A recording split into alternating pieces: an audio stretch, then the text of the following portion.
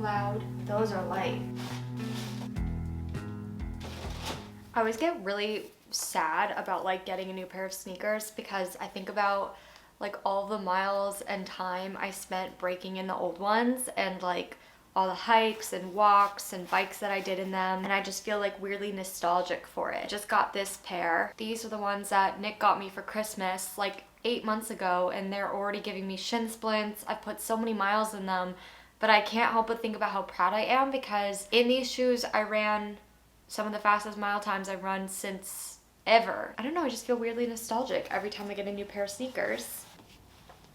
Ugh. But I put a lot of like research. Ooh, those feel good. I put a lot of research into this next pair because I want to make sure that they have like the proper cushioning and support and are lightweight enough that I can take them on my long walks and runs, because I do walk at least 4 miles every single day.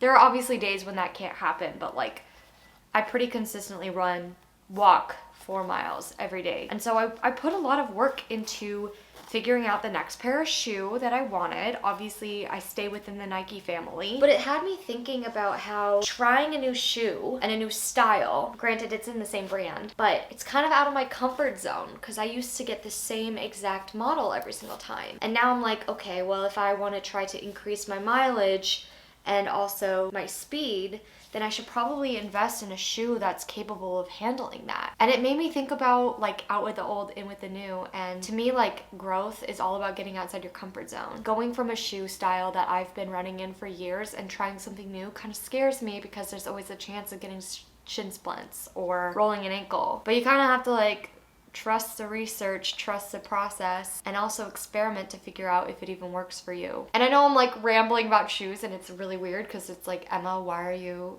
so attached to a pair of sneakers? It's kind of similar to how my philosophy and outlook has changed on my relationship with myself. Because if I'm like staying in the same place mentally, physically, spiritually, emotionally, I'm never gonna grow. Ever since I quit my job and started pursuing acting full-time, like I've never had so much self-doubt and self-hatred than I have now. And I think a lot of it is because I've had the extra space and time to beat myself up instead of being like so distracted with work and things like that. I just can't help but think about like out with that old mentality and in with this new like ever-loving, everlasting, gracious, comforting, but also like get outside your comfort zone attitude that I want to bring within myself, because I only have 2.5 years of being in my 20s and I don't want to spend them hating myself anymore. That's like such a waste of time. I just ranted about new shoes, but I mean, first of all, these are really cute and they're really comfortable and lightweight already. What are they? These are the Epic React Fly Knit 2, obviously from Nike. And the ones that I am getting rid of are Nike Freeze. And these just feel amazing. And I love the black and white. But I think it's just about out with the old and in with the new. We are in a new season and it just feels like it's about time that we like start giving ourselves more grace and patience and just like an abundance of love. Life is so short. It's just not worth it anymore. So that's my 2 cents and my new shoes, which I really like. I'm gonna go walk around in them. Oof. Okay.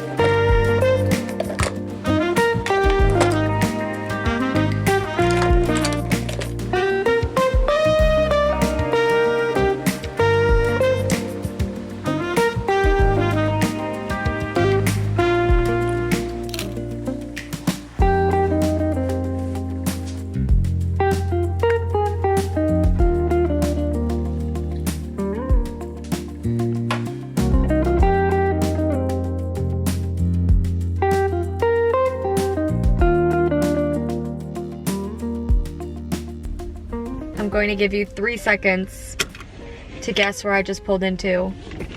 1, 2, 3.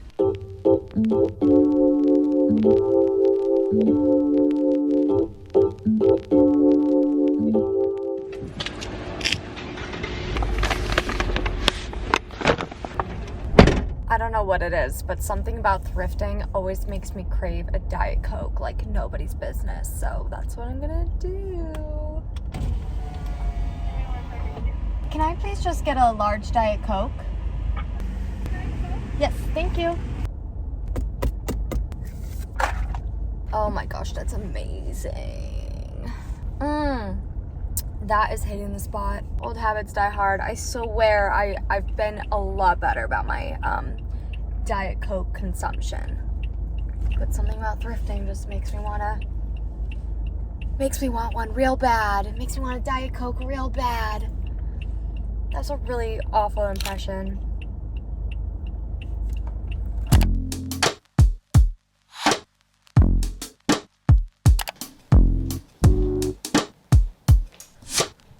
I wanted to share with you some books that I've picked up recently / friends have loaned me / one that I finished. I'm about to go walk to the store because I had a sudden craving for a chicken quesadilla, and I know that Nick's gonna want some when he gets back home, and I don't want to use the rest of the cheese and then like not be able to make him one. So I have to go get some cheese, and I'm out of some other stuff anyway. The book that I just finished is called Final Girl Support Group by Grady Hendrix, who also wrote this book called My Best Friend's Exorcism, and I really want to read that one. My sister has a copy, so hopefully I could do little tradesies with her. My niche right now is kind of in like horror film. Absolutely love indie horror films, any kind of horror film. American Horror Story is like my dream show to be on, and this book was amazing. It's literally a support group for final girls, and they talk about a lot of like their monsters and how they survived and how they navigate nowadays. And it's fiction obviously, but this is such a fun read if any of you like psychological thrillers. I do want to give like a trigger warning because it's very graphic. Like there were points where I was like,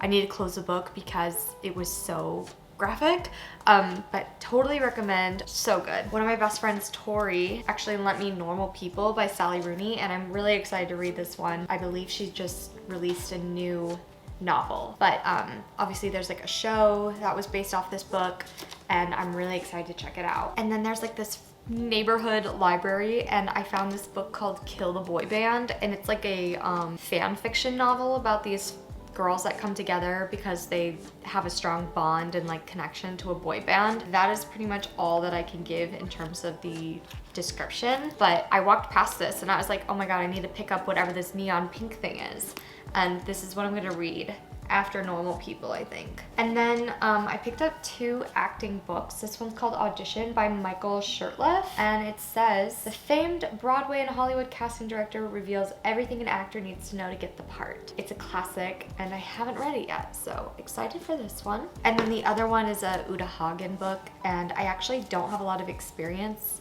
or know much about Uta Hagen, so I'm very, very much looking forward to checking this out. My mom like studied under, not with her obviously, but like practiced a lot of her like methodology. I'm trying to read more because I spent a lot of my summer like consuming a lot of content, like YouTube videos and TikToks, and just like mindlessly doom scrolling, and it really affected me. And so I'm wanting to like escape into worlds that are not on the screen, but still have a mix between like fiction, because that's my favorite, psychological thrillers, and then also like more acting books, because I just need to be more educated. That's it. Time to go to the store.